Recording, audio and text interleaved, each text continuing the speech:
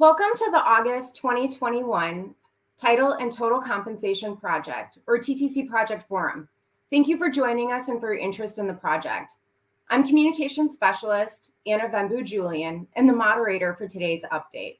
If you're deaf or hard of hearing, there's a website below. Similar to our last forum, the first half of the session will be a presentation that will review how the project will impact you as an employee. The second half of the session will be a panel of TTC project and human resource experts that will answer your employee questions. If you have a question, please send an email to ttcstudy@ohr.wisc.edu during the presentation. We will try to get to as many questions as we can today, but we will not be able to answer every single question live. However, you may receive a direct email response from our TTC project team who's working behind the scenes. During the Q&A session, the project team will be grouping similar questions. If we receive the same question multiple times, it may be grouped together, and that is why you may not hear your question read verbatim. Questions from today's presentation will be used to update our frequently asked questions, or FAQs, on the TTC project website. Your question will also help shape our future communications. And we want to hear from you.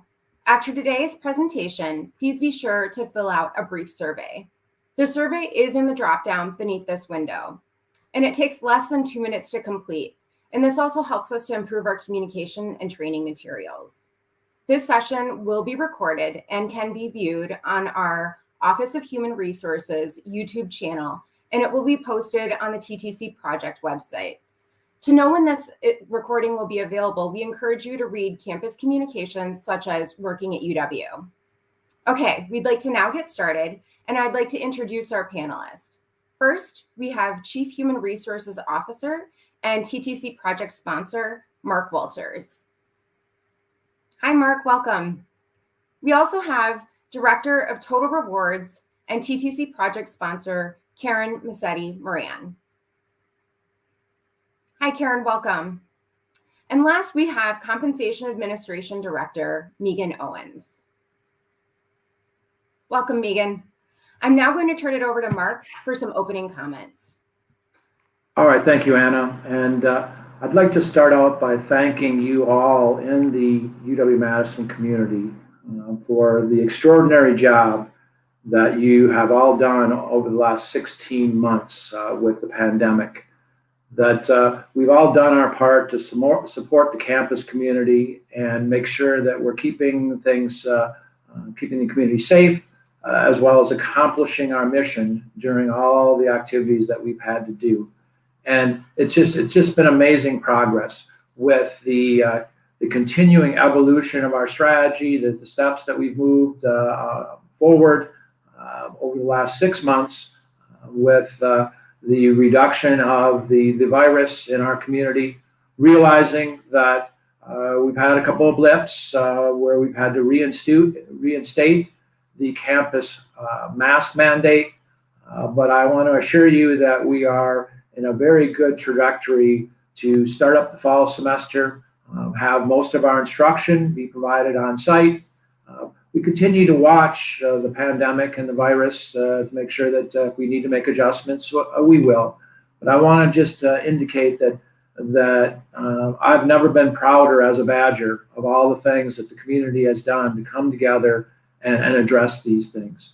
Our forum today is virtual, but we plan on in the coming months to have these forums on site so that we can continue to engage the campus community on the Title and Total Compensation Project.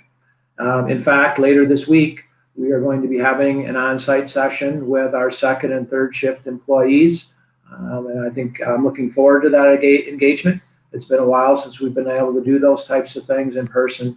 And for those of you that are interested in attending, it's on Wednesday at 11 o'clock over at our Health Services Learning Center, Health Sciences Learning Center. So today, we're going to be talking about the implementation of our Title and Total Compensation structure, our titling structure as well. And these are really foundational elements that we want to put in place to make sure that we have a market-informed compensation structure along with the appropriate titles. And I'm very enthusiastic of where we are with the project right now, all the pieces that are coming together so that we can put these things in place. And we're going to be talking in detail about that. But before we jump into the agenda, I just wanted to mention some things, questions of why are we proceeding now and how does this support the campus community? We all know that UW-Madison is a leading public health institution where the things we do have a big impact on the state and beyond.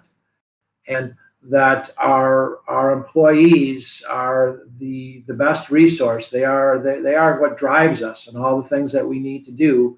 And all of you have critical roles to keep our institution being world class. And so this project is really involved with comparing our positions to positions in the labor market to see where we are in that labor market compensation-wise, and identify those areas that we need to better, where we need to address our compensation issues.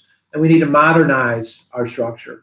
We've been operating under a titling and comp structure, and some elements have been in place for over 30 years. And we've updated the various aspects of the structure, but definitely it's a need to be totally redesigned to put in place that more modern structure. And so we want to know where we are in the market. And some of the things we discussed over the years that we really don't know where we are in the market for many of our positions.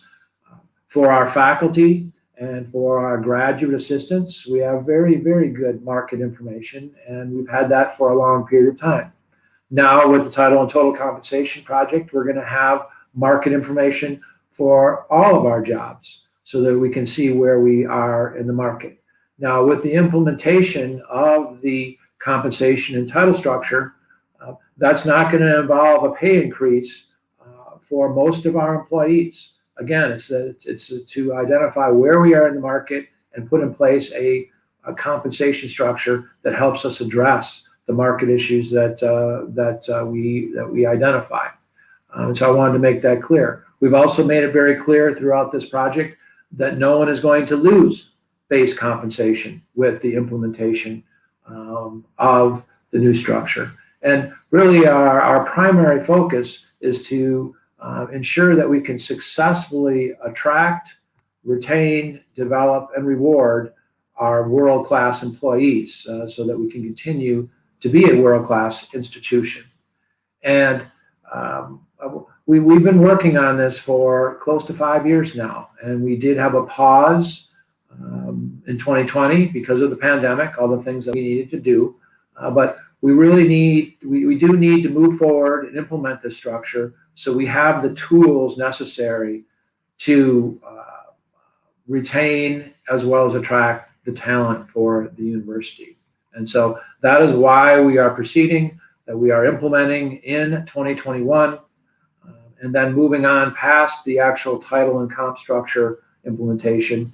Then we are going to be working more, we'll be more focused on addressing the benefit side of this, because as we know, this is a title and total compensation, which would include benefits. But that's really the next phase after we implement in November with the titling and comp structure.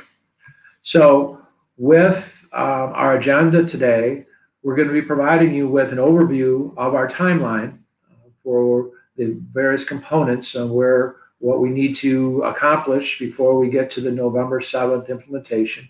We're also going to provide you information of how this affects you as an employee.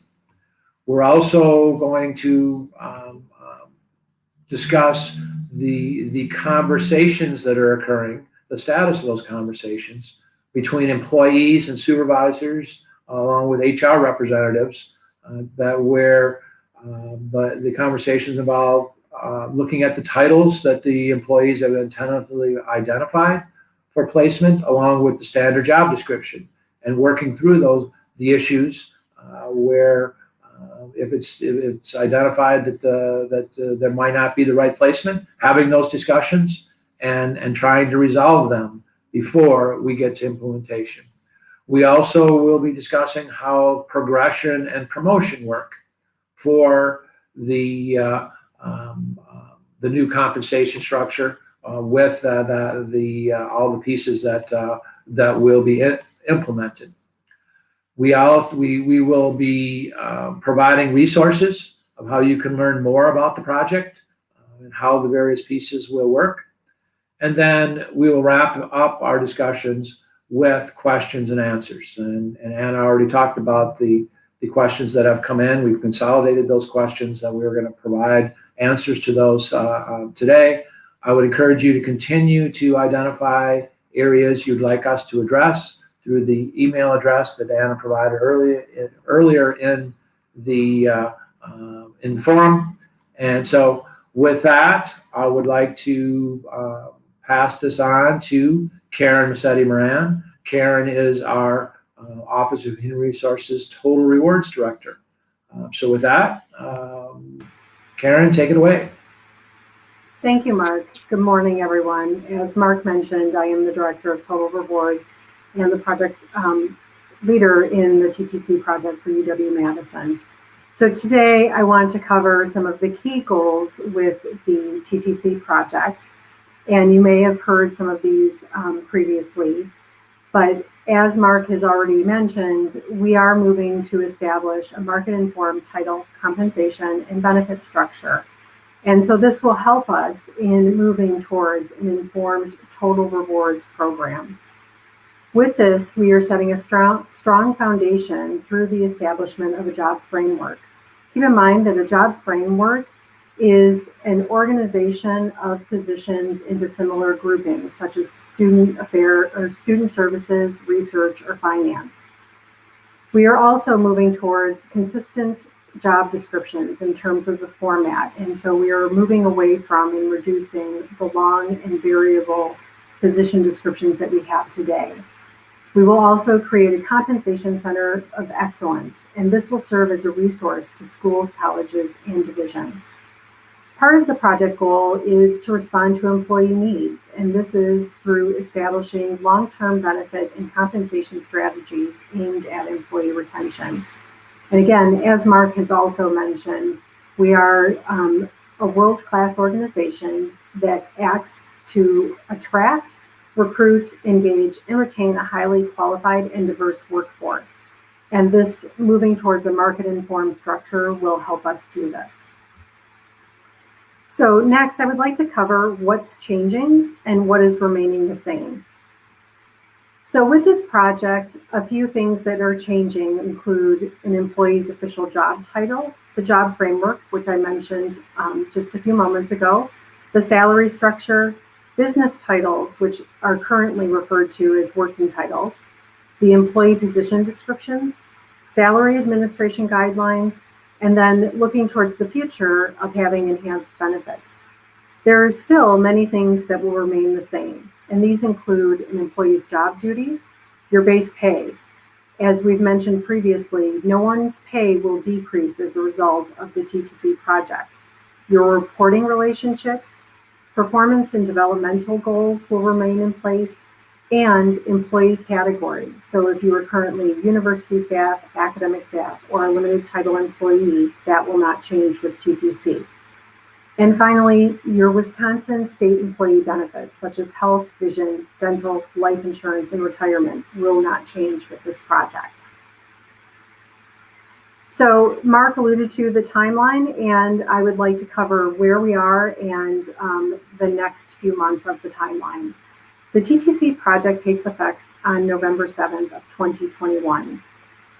In some cases, employees may have already had their employee conversations, but there are many who are engaging in those conversations today, and we anticipate and need those conversations to be finalized by September 10th of 2021. Between September 10th and middle of October, we will be updating the IT systems to prepare for implementation. And later in October and prior to the implementation, Employees will receive a notification letter with their official TTC title and salary range and some additional information. On November 1st, the salary structure will be published to the TTC website, and we will go live with the project on November 7th. Shortly after the implementation date on 11/22, employees, should they choose, would be able to submit an appeal on their assigned title. That submission process will run from November 22nd through December 31st, and the total appeals process will continue on into 2022 with an anticipated end date of July 31st. Again, some key dates that we would like to cover for you relate to that September 10th deadline. Again, employees' conversations need to be confirmed and the standard job description completed by that date. Please note with this that we have heard from employees about schools, colleges, or divisions having alternate timelines. And this can happen for a variety of reasons, and it is permissible for divisions to set their own internal deadline to complete these conversations. The campus deadline is September 10th, however. And in November, again, we will have the salary structure available to view online. Employees will receive their official notification letters. The new title and salary structure will go into effect, and we will see the beginning of the title appeals process begin. Next, I would like to cover the employee conversation process in a little more detail. So this is one of the key pieces of the project and obviously one of our key upcoming milestones. As a reminder, HR professionals have matched employees to new titles and the standard job descriptions. Supervisors have confirmed these titles or made suggestions to their HR representatives. Once they have agreed upon a title, supervisors can then create position descriptions and customize those to an employee. The supervisor would then have a conversation with their employee to talk about the standard job description and position description. During this process, there may be some back and forth between the supervisor and the employee, looking at other standard job descriptions or discussing the percentages in the position description. And this is what we would anticipate having happen. And the supervisor may need to go back to their HR representative and discuss further.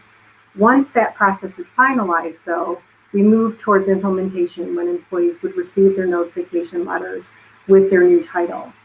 I would also like to highlight that in some schools and colleges or divisions, it may be the HR professional who's having these conversations with each employee. So a question that has been coming up a lot in the last few months and that I would like to cover is, what if I have not had a conversation? And so if you are an employee and you have yet to have your conversation with a supervisor or your HR representative, you can certainly ask your supervisor about the timeline and the process to review your position description and your TTC title. Or you may also contact your local human resources representative for the same information. If you are a supervisor, I would advise that you talk to your local human resources representative about this conversation process in your area. And then please schedule a conversation with your staff. Next, I will cover business titles. One of the topics in the employee conversation may include the use of a business title. In many cases, the new official job titles are more descriptive and they match market. However, in some cases, it may be necessary to give more details about a position or the work performed. The business title would replace working titles. Keep in mind that each school, college, or division may have established guidelines on the use of these business titles, but I will cover a few examples here. So if someone is assigned to Recreation Program Coordinator, it may be that a business title of Coordinator of Competitive Sports correctly identifies the area that a person is coordinating. And an administrative assistant too might use a business title of Office Manager, which better clarifies their role within their unit. And an outreach specialist may have a business title of Outreach Specialist Senior, which acknowledges their experience level. The campus level guidance on business titles can be found on the TTC project website, which I will reference later. So where can I use a business title? Business titles can be the employee's public-facing title. Official job titles will be more for internal HR processes and HR systems. Once a business title has been agreed upon, you can incorporate it into your business card, on the departmental website, email signature, internal and external communications, your name badge, or office signage. If you agree to a business title during your employee conversation and that business title is located on your position description, upon implementation, it would be implemented immediately within the UW directory. A side note here on that UW directory and the use of business titles, we have a 30-character limit within the business title field in HRS. And what that may mean for some business titles is that they will be abbreviated. Your full business title may appear in every other place, but within the UW directory, it may need to be abbreviated. Business titles also do not change an employee's title of record or their assigned salary range.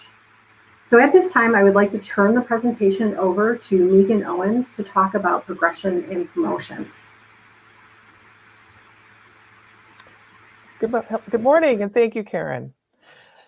Today, I'm going to walk through the progression and promotion process and kind of the differences that we have between with these words that we use currently, and then how this will work with the title and total compensation project.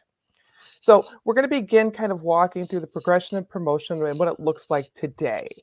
And so for a lot of our academic staff titles and some of our university staff titles as well, we have this idea of progression and promotion where individuals kind of progress through a series of titles based upon years that they've been in the process or in the title.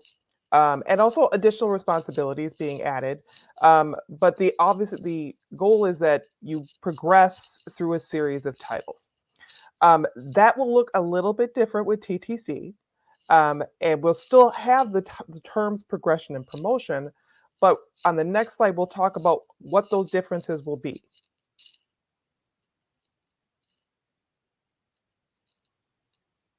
So after implementation, promotion is going to look a little bit different. So promotion we will have is now a vertical advancement to a new job. So that's somewhat similar, but duties are going to be based on work performed.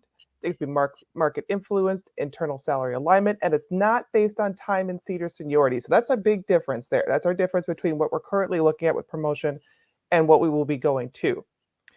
Progression will now be horizontal advancement within the same job.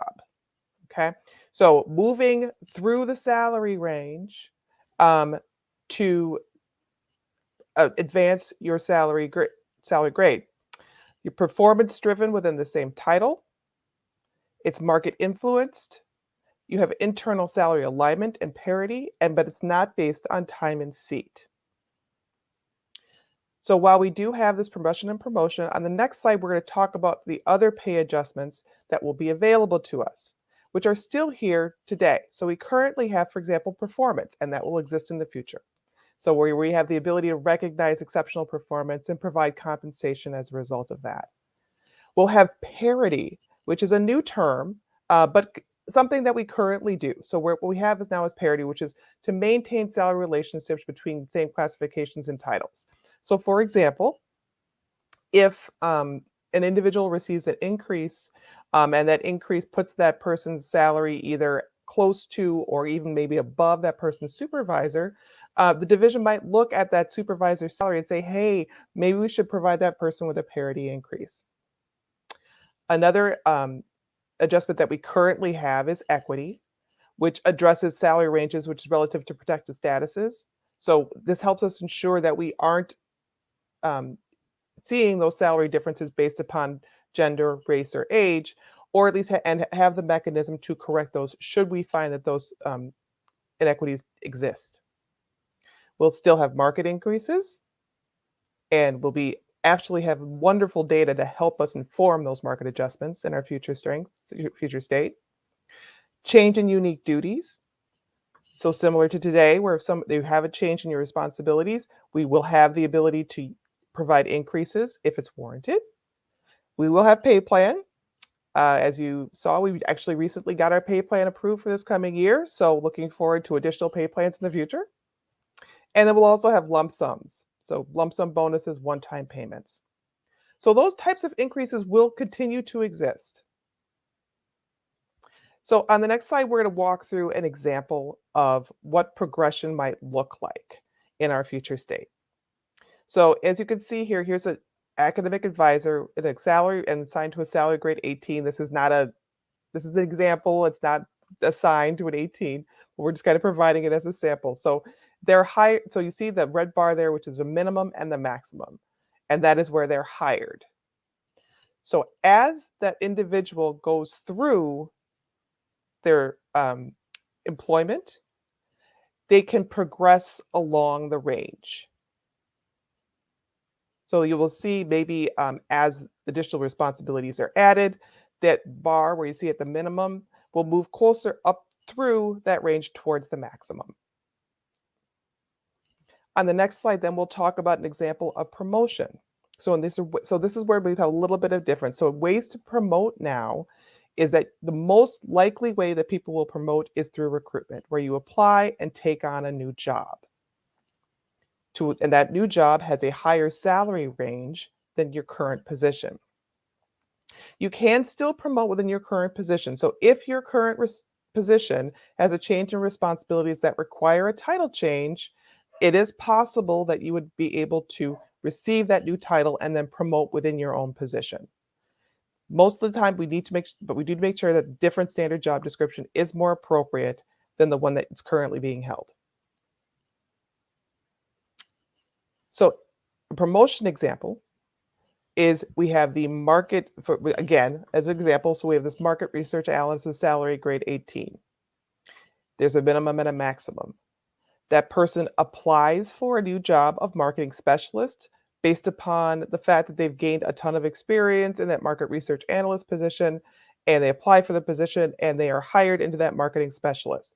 That move, because that market specialist is in a higher grade, would be called a promotion. Other example, as we kind of talked about before, is if in fact there are changes in that person's position where that market specialist job description is a better description of the responsibilities being performed, that would also mean that we could change that title. And again, we would call that a promotion because that person now has gone from the market research analyst in the salary grade 18 to the marketing specialist, which is a salary grade 19.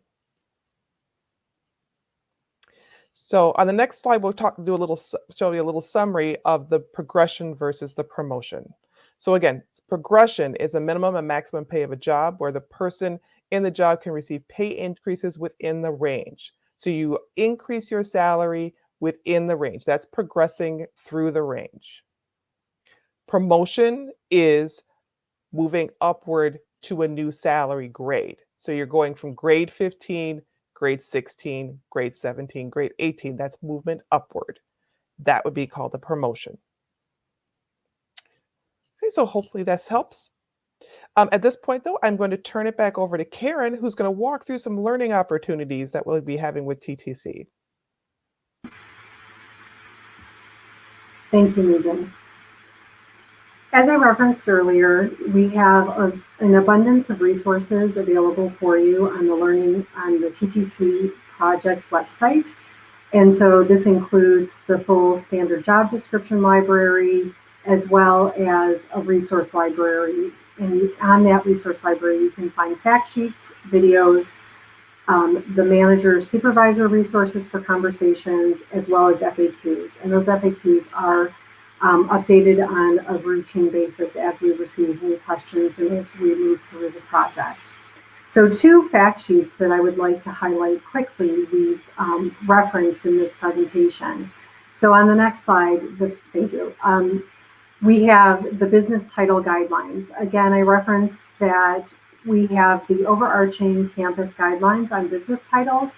This fact sheet will cover information in more detail than what I covered earlier, but also you should check with your local human resources about any guidelines that they may have developed within your division.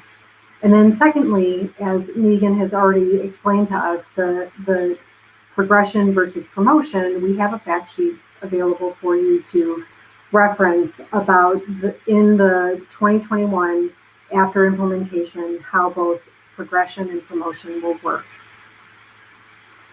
So we also recognize that change is hard as we move through this project, and individuals have had a lot to deal with in the past year.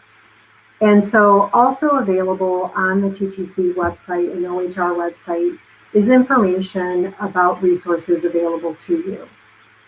The Employee Assistance Office provides confidential workplace consultations for employees as well as managers. We also contract with Life Matters, which is a 24-hour-a-day, 7 days a week service. They are also a confidential resource in the event that you need to contact them because you are feeling stressed or overwhelmed. We also have career counseling through the Division of Continuing Studies. If the TTC process has you thinking about your career and planning for a different opportunity, we have a counselor dedicated to provide advice and work with you. The Ombuds Office is a place you can go to seek confidential advice and guidance on workplace concerns at any time. They can help you problem solve individual situations as well as navigate different systems within the university. The university also offers a variety of professional development courses, and these are topics such as managing stress, thriving in a time of change, understanding and leading change, and listening to support effective communications. I'd like to thank everyone for your time today, and I will turn it back over to Anna.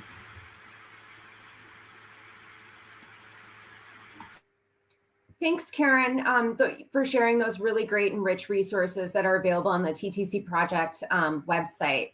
So, we just heard from Mark, who provided the welcome and an overview. Karen shared with us the project timeline, and she reviewed some employee conversations and what to do and actions that employees can take if they don't quite know what to do, or if they're still in the process of going through the employee conversation. Megan also shared with us the progression and promotion process and what that will look like after the TTC project is implemented.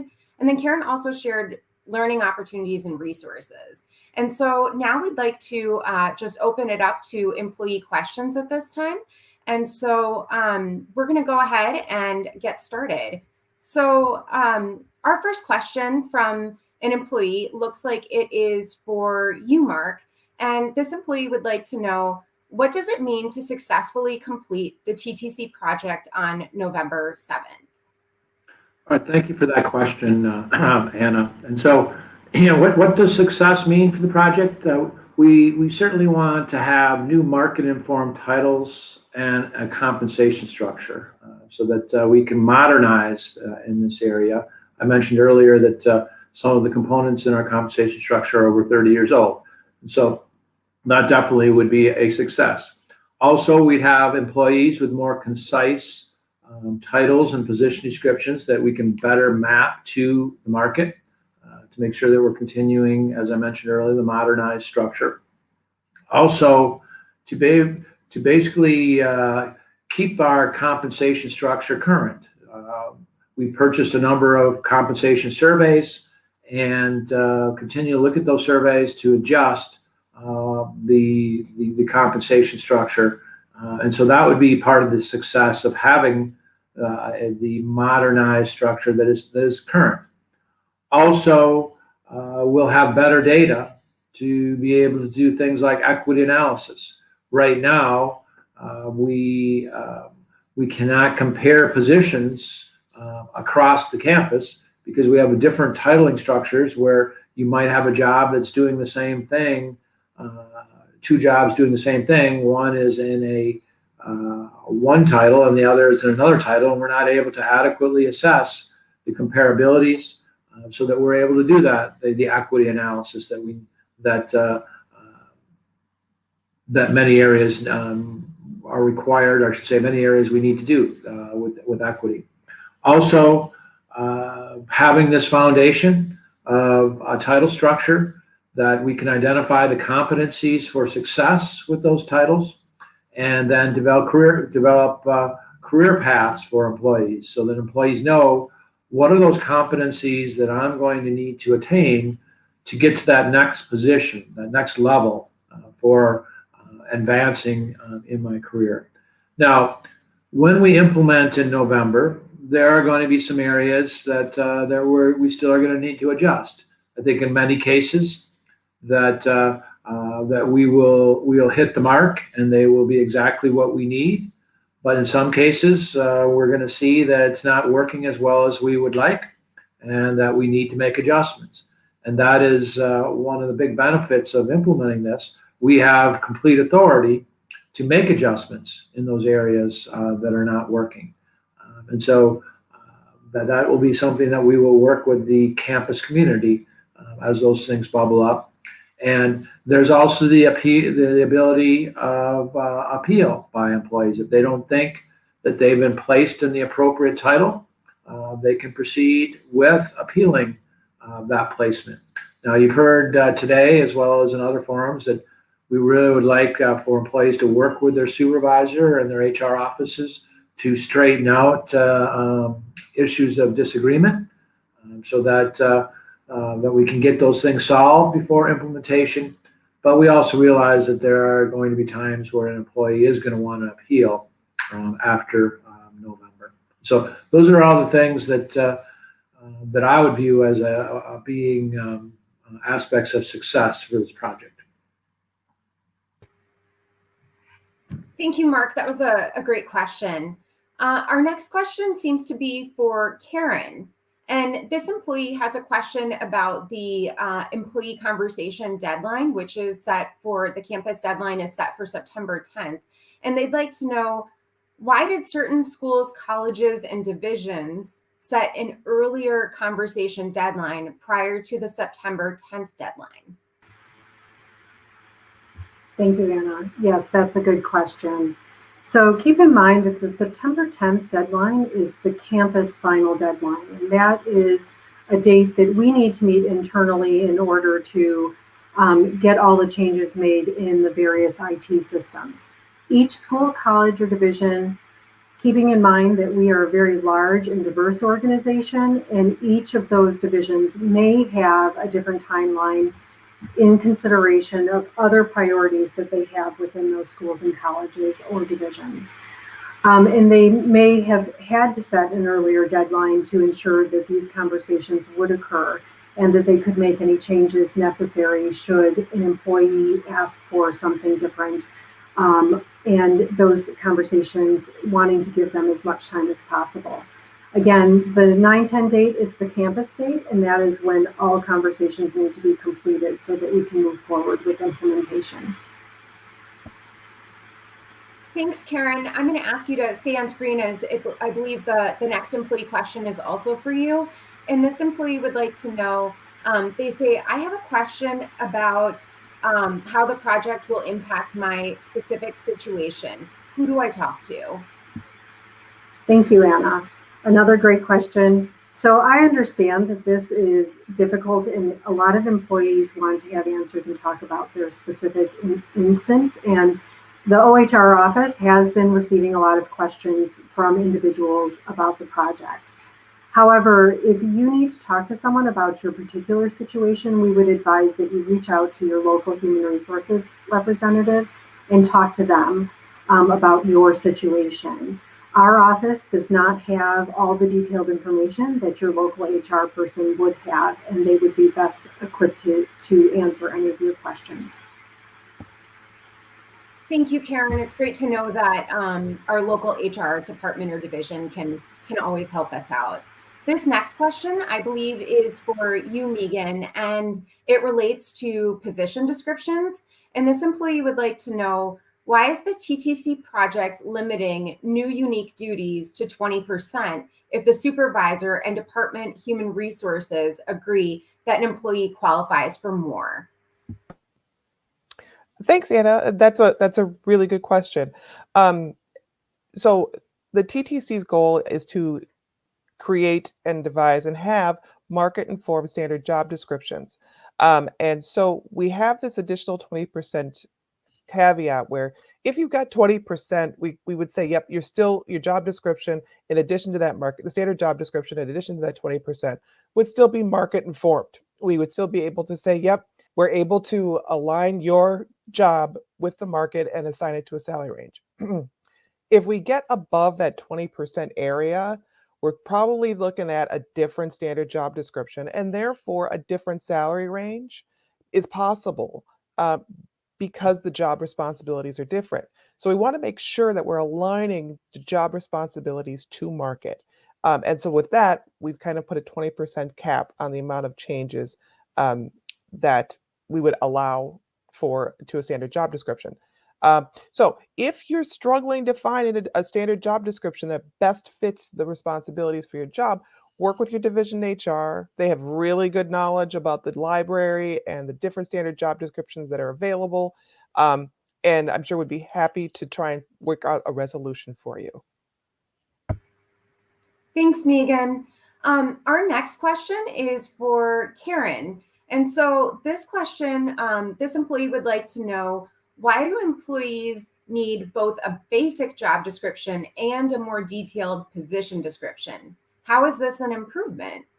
Why not just keep our current job descriptions, which describe our job well and are a standard that can be used for all UW jobs with the same title? Thank you for that question, Anna.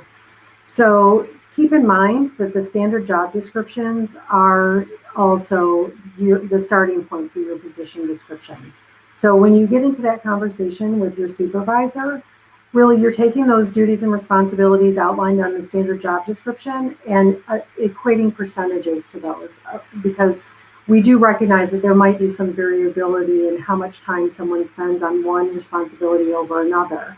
And then for each employee, there may be a need to have additional responsibilities, as Megan has already referenced, that equate to that 20%. So it's not that you're having two different position descriptions. It's really that we're taking that standard job description that exists, that creates that uniformity and allows us to map that position to market. And we are then tailoring it more to you as an employee according to what your job responsibilities are. Great, thank you, Karen. This next question, it also appears to be for you. And this question is about the education requirement in a standard job description. And it says, why are many of the titles that used to be bachelor's required or master's preferred only bachelor's preferred now? Will the educational minimum have an impact on salary ranges?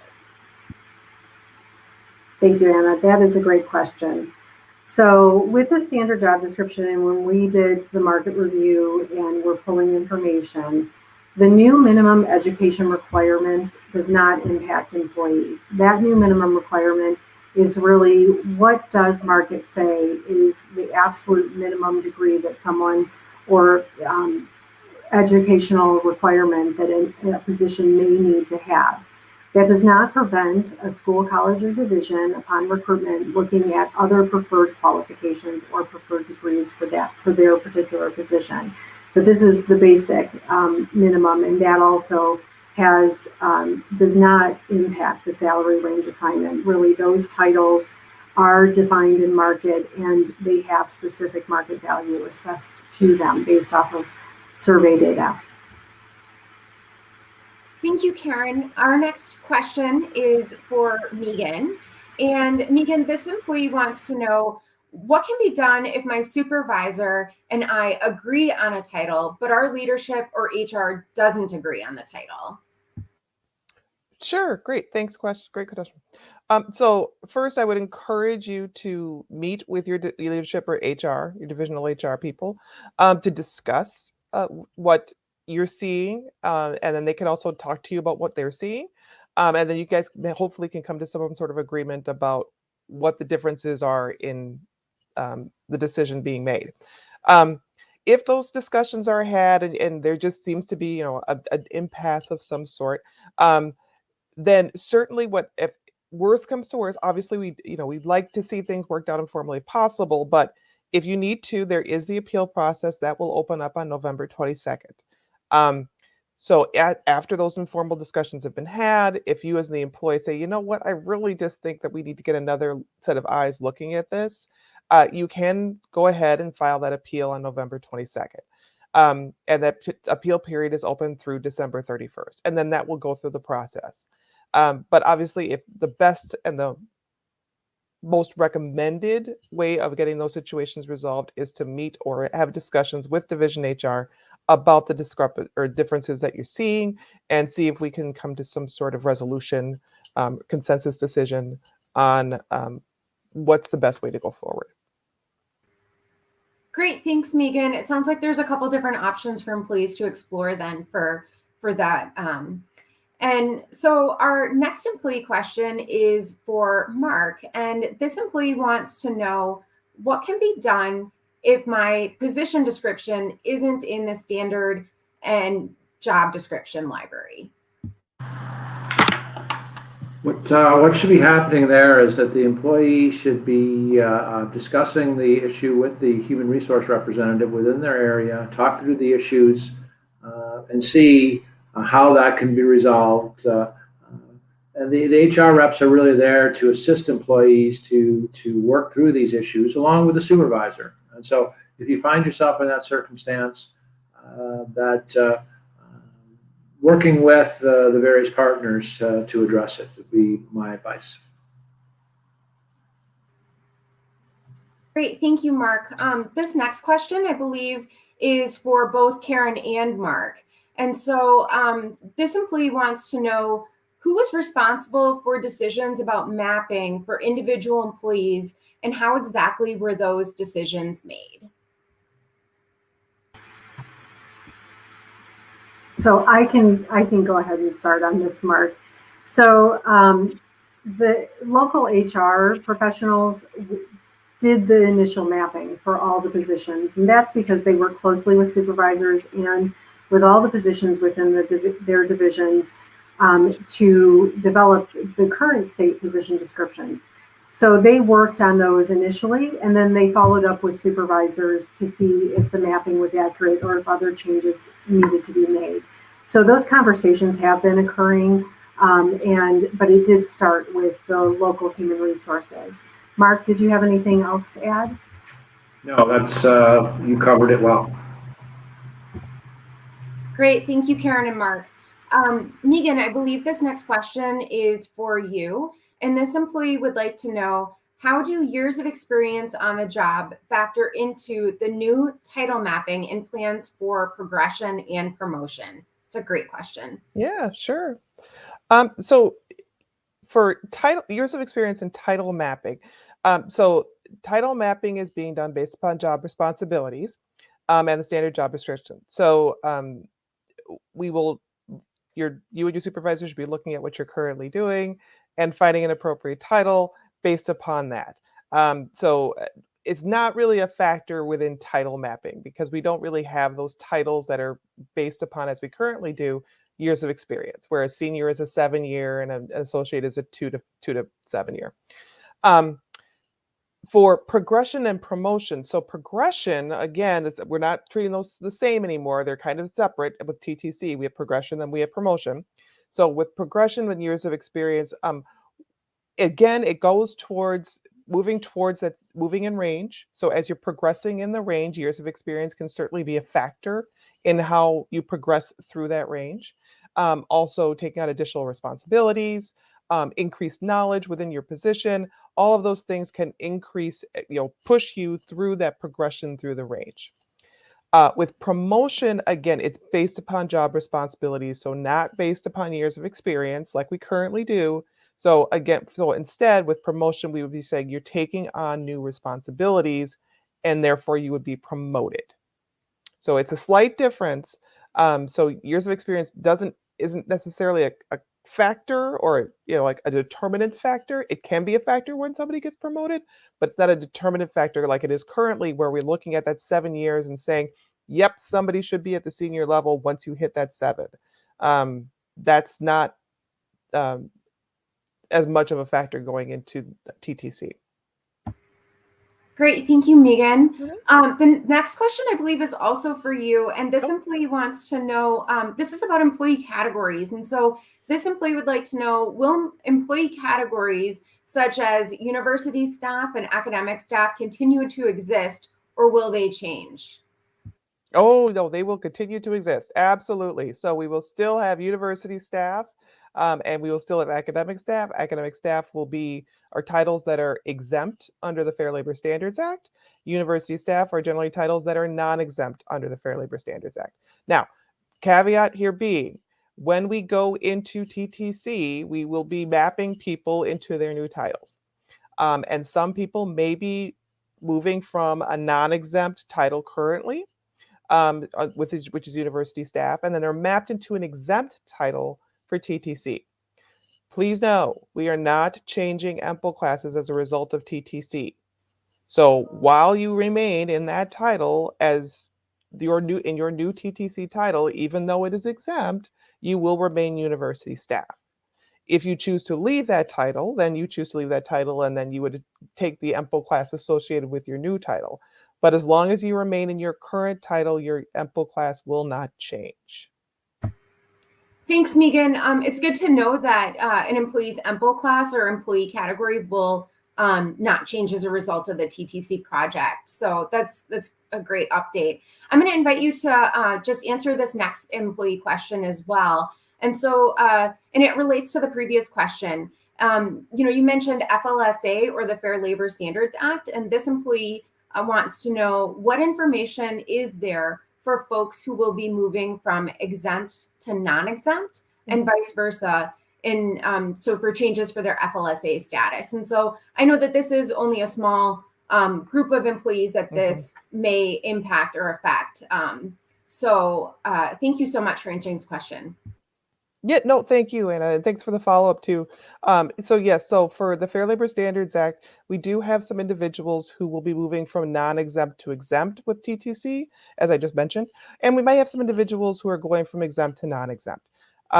So this is a change in your employment class, and final determinations are yet to be made, but you may have been made aware that this may be happening to you in the future with TTC. Information is available. We have provided our HR staff on the campuses with information on the impacts of that, and that can be shared with you. And my guess is that divisions will be rolling that out to you if you haven't received it already during your conversations. So that information is available, and we're happy to provide it. We will be also, for those as we get closer towards TTC, our office will also be holding some informational sessions for employees to kind of walk through a little bit more about the changes, but we can move through those together.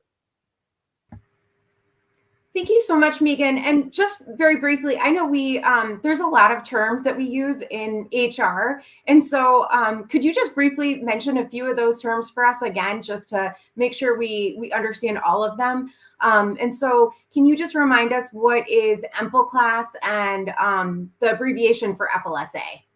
Sure. So FLSA is Fair Labor Standards Act, which is a federal law through the Department of Labor, and helps us determine when employees are paid for overtime or when they are not paid for overtime. And we do have additional information actually on our OHR website regarding the Fair Labor Standards Act. So if you'd like to dig into that, please feel free. And if you have more questions about it, please feel free to send us an email, and we'll be happy to respond to your questions. Next term, employment class. So employment class, employee is also called employee category. So employment category, employee EMPL class, employment class are synonymous in their terms. So university staff is an employee category, and it's also an employment class. Great. Thank you so much, Megan. I know that really helps to for our viewers to really better understand some of the terms that we use. Absolutely. Yeah, so Absolutely. it's some great definitions.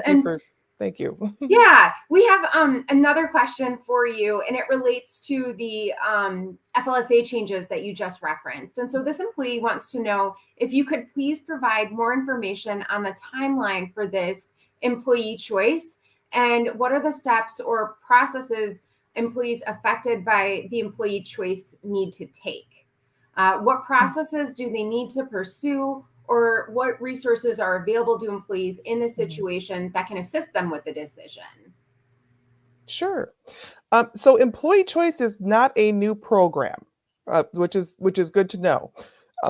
So employee choice is a program that has been available since we launched HR Design back in 2015, where employees who are currently university staff and exempt under the Fair Labor Standards Act have the option of looking at becoming academic staff. So changing their employee category from university staff to academic staff. The changes that someone might want to make those changes is surround benefit choices. What we have provided and able to provide, and what our divisions are able to provide to these employees when looking at options, is a comparison, a personalized comparison of what your current benefits are under the university staff employee category, and then what they would be to the employee category if you were to move to academic staff. So if that's available, if somebody is in that situation, I encourage them to reach out to their divisional HR staff and say, hey, can somebody help me and take a look at what the impact would be for me? Great, thanks, Megan. I know Karen provided that advice earlier today too, that if employees are feeling lost or confused, that their HR unit is always a great resource for them. So, and thank you for letting our employees also know that if they're confused by any of this information about FLSA or any of these other things, that there are ways to get more information. So thank you so much for that. Our next question is for Karen, and this employee would like to know, with the change in TTC title, does that impact salary ranges? Thanks for that question, Anna. Yes, with the TTC project, we are not only creating a new title structure, but we are also creating new salary ranges with the goal that those titles being market informed, we're using that market data to define what those salary ranges will be in the future state. Please note with this, that does not mean that your base pay is changing as a result of this project, and no one's pay will decrease as a result of this project. Great, thank you so much, Karen. So I know we are just a few minutes out from the time that we have scheduled for everyone. And so what I'd like to remind people is just that if you have any questions, please do feel free. We encourage everyone to visit the TTC project website, and which is listed below. And I believe that we have time just for one more question. And so I'm going to invite Mark to answer this employee question for us. And so this employee would like to know, how will compression be addressed? And can you explain what compression is? Thank you, Anna. Yes, compression. Compression involves a situation where we have employees that are doing similar activities where there's a difference in experience and skill sets, yet the employees are, the difference in pay is a very small amount. And that typically occurs when you have a new hire that comes in that might be making the same or more than someone that's currently in their position. And so that is something that certainly we want to address, we need to address. And so when those issues come up, we work with the HR community, the HR representative in that area, to identify the compression and then develop strategies to how we can better differentiate the pay based on experiences and skill sets. And And those are some challenges that we're going to have to work through when we implement the new compensation structure to address market for all positions, but then also any compression that occurs. Let's say if an individual is moved up to a new market minimum and another employee is above that market minimum by a little bit, that there needs to be more of a difference between the two. So definitely on our radar to address with implementation. Great. Thank you so much, Mark. And so as we come to a close with our time together, I would just like to invite all of our panelists to come on screen. And I would just like to thank them for their time today. So thank you, Mark, Karen, Megan, for your time and for answering employee questions. And I'd also like to thank all of our employees who took time out of their busy day to view this forum. And so I'd also just like to remind you that if your question was not answered during the session, it may be used as input for an FAQ that will be posted on our website. And as I mentioned earlier at the beginning of this presentation, we really do want to hear from you as an employee. And so we would like to invite you to complete the survey in the link below. And it really does only take less than 2 minutes, and it does help to shape our communications and training. And so as a reminder, this session will be available for viewing on the TTC Project website, and we will communicate that in our campus announcements, such as Working at UW. And so thank you once again to all of our panelists and presenters and to our employees for participating in this event. Thank you so much, and we'll be hearing more from us soon.